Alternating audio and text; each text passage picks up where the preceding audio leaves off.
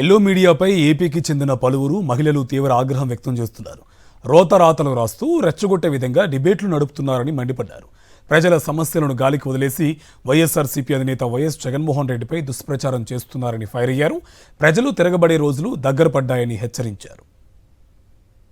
డిబేట్లు అన్నది ప్రజల సమస్యలను ఎంతసేపు ప్రభుత్వ దృష్టికి తీసుకుపోవడానికే డిబేట్లు పెట్టారా కానీ డిబేట్ అనే సాకుతో డిబేట్లని పేరు చెప్పి వాళ్ళు ట్రైన్ చేసి వాళ్ళు స్క్రిప్ట్ ఇచ్చి వాళ్ళు చదివిస్తున్నట్టుగా ఉంది. ఈ యాంకర్స్ కూడా ఈ క్వశ్చన్ వేసే డిబేట్లో పార్టిసిపేట్ చేసే క్వశ్చన్ వేసే ఈ యాంకర్స్ కూడా వాళ్ళు ఎంతసేపు అక్కడ డిబేట్లో పార్టిసిపేట్ చేసే వాళ్ళను ప్రొవోక్ చేసినట్టుగా అంటే రెచ్చగొట్టే విధంగా మాట్లాడించడం చేస్తున్నారు తప్పితే ప్రజల సమస్యల పైన వీళ్ళకి అవగాహన లేదేమో అని మనకు కూడా అనిపిస్తుంది వాళ్ళ డిబేట్లను చూస్తుంటే.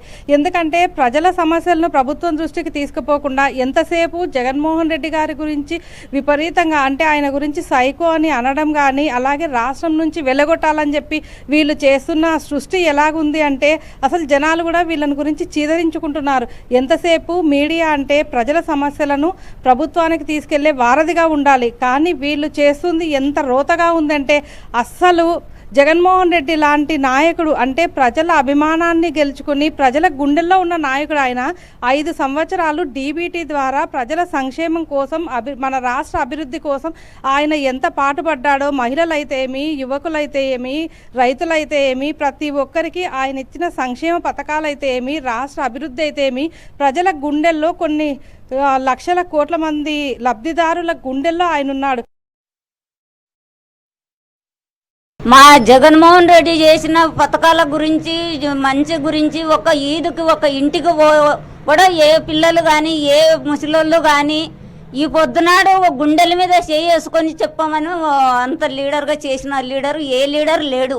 వాళ్ళకి ఏ రాత ఉందని ఏం మాట్లాడుతుండారో అర్థం కాకుండా వాళ్ళకి పిచ్చెక్కిపోయిందేమో ఇంకా దగ్గరకు వస్తుంది టైం అని వాళ్ళ కాలం దగ్గర కలిసి వచ్చినందుకు ఆ మాటలు మాట్లాడుతున్నారు వాళ్ళు. వాళ్ళను జగన్మోహన్ రెడ్డిని తరిమి కొట్టేది వాళ్ళ ముగ్గురుండే ఒక ఎత్తే 10 మంది వచ్చినా ఒక ఎత్తే సింహం వచ్చేది ఒక ఎత్తేసుడు.